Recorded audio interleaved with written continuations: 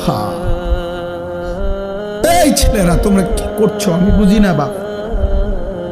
কেমনে পারলা এমন সুন্দর একটা জীবন মোবাইল দেখে দেখে শেষ করে দিতে? আল্লাহর জন্য জীবন দিবা কখন? মুসলমানের জন্য চোখের পানি ঝরবে না কখনো?